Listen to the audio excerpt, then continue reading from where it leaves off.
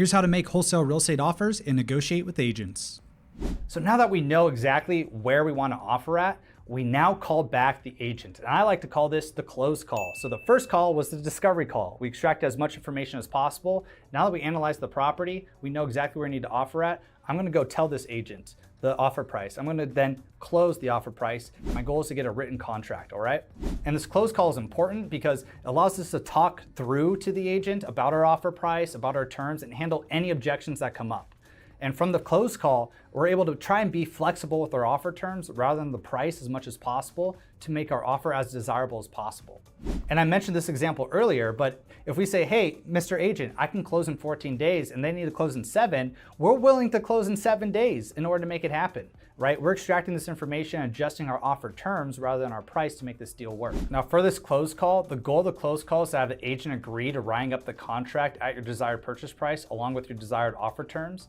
And if the agent is open to writing the contract for you, then ask them when they will be able to send the contract to you once you're able to send them the offer terms via email. And additionally, ask the agent when the seller plans on reviewing the offers. And this allows you to understand when the seller will potentially be accepting, countering, or rejecting our offer. And if the agent agrees to writing up the offer for you, you will send them the email offer terms and then also attach the necessary documents needed. Now, once you have sent the offer terms email to the agent, follow up with either a courtesy text message or call letting them know you've sent the offer terms to them. I'll say, hey Louie, this is Alex. How's everything going? Awesome, I'm doing great. Just want to give you a call back as soon as possible on Laurie Street. We're really looking forward to getting an offer in today and having you represent us. So then what I like to say is, great, so let's talk some numbers on the deal. Sound good? Great. So I just finished meeting with my team to thoroughly analyze the property, its cost, the renovation, everything along those lines. And really accounting for all the work involved to bring this property back up to current market trends. And after accounting for everything, we'll definitely get an all cash offer in today with a 7-day inspection, a 14-day close, and we can offer at $445.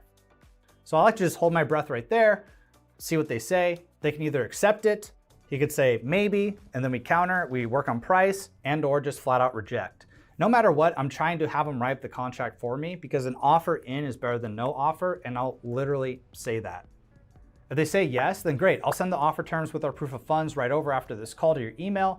And once I get the contract sent over to me, I'll sign it and send it right back over to you. Does that sound good? Great. Here's my email. Great. Now you can go ahead, get that offer in your email, and you're probably going to sign it digitally through something like DocuSign. And then if the agent says maybe or no, say, great, where would we need to offer at today to be able to make this work? And so now I'm negotiating. So sometimes you're going to be able to find an offer price that works. Sometimes you're not. But we know that part of this is a relationships game. Part of this is a numbers game. So if we don't get an offer in on this particular property, I mean, I want you to fight and scratch. We always fight and scratch for the written offers to be able to get them in. But if not, it's all good. Let's see if we can work on another property together. So in this example, let's say that the agent is open and willing to work with us. We need to now send the email offer terms to the agent. So when the agent's willing and open to work with you, we need to send them the offer terms via email so that they can put in your information into an offer and send it to you. And I mean the contract. So we need to send them the address of the property just to verify that that's the address. And you send them your business name. So purchaser, let's just say ABC Homes LLC. You need to send them your offer price. In this case, we can say $445. You need to send them the deposit amount. Now this is different in some different states, but in California, we put an earnest money deposit in. And let's just say in this example was a $5,000 deposit. This is typically refundable depending on your contract. So it's important that you always read the contract that you get, but this is refundable if you have an inspection contingency, which is important, which you want to use an inspection contingency to protect yourself. So in this case, let's say $5,000 deposit.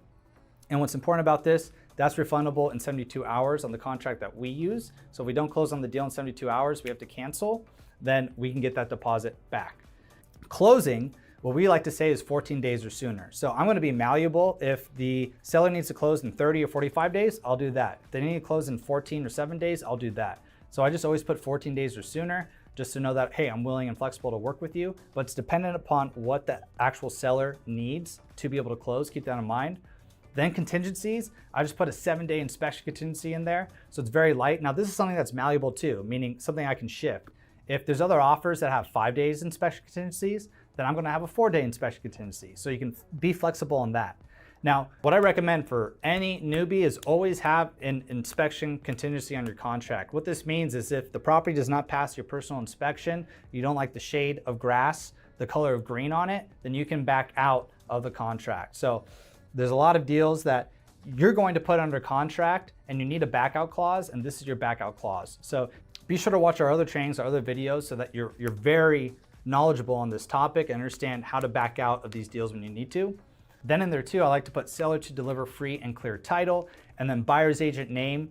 If they're representing me, I put their name as the buyer's agent, just to remind them that they're gonna make twice as much commission on this deal from working with me.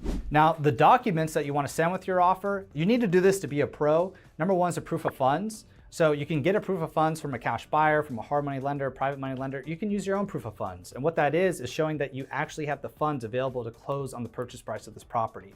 When you have a business, you want to include your articles of organization or incorporation, something that shows that you're actually a valid signer for your particular company. If your name isn't on your articles, then what you want to do is submit your shareholders or operating agreement so that it shows that you're an owner of this company and you can sign for it. So these are the little things that make you a pro. These are the little things that the amateurs don't do. These are the things, after submitting thousands of offers, I know to do, because I used to not do this, and agents would say, hey, where's this? Where's that? Where's this? Where's that? And when an agent has to ask you for certain items and you're coming off as a professional saying you've done this before, then it's showing that through your actions, you have no idea what you're talking about, and you're actually making the job for the agent harder. So once again, if I was going to submit an offer at 445 and then you're coming in there at 445 too, and I submitted all the necessary documentation, I made it very easy for this agent, who do you think they're going to trust more, me or you? In this situation, me, if I include everything that's needed. Now we send these offer terms to the agent will write up the contract digitally, send it back to us, and then we can sign it digitally. Be sure to always double check your contract, make sure everything's right, make sure there's no typos, make sure you have a backup clause, and make sure that you're all good. Now, like anything you watch on YouTube, talk to an attorney. I recommend doing that, making sure everything you're doing is by the book and everything is solid. You always want to do that. We work with different attorneys. But in this case, once the agent writes up the contract, sends it back to you, let's say it's all good, you sign it, you send it back to the agent. Now, we don't have a deal under contract. It's important that you understand that. We don't have a deal under contract yet. The seller needs to sign the contract. At that point, we have a binding contract, and then we can sell the equitable interest of that contract to a cash buyer and get a wholesale fee for that assignment, for assigning the contract rights from us to that cash buyer. So you're right there. We want to get the accepted offer, meaning an executed contract from the seller as well. There you have it. That's how you talk to real estate agents when wholesaling real estate on the market. And if you want to build a hyper-profitable wholesaling business, then check out my full in-depth training at realestateskills.com/watch. I'll show you how to start closing multiple deals per month with predictability without having to spend $1 on marketing. See you there, and happy wholesaling.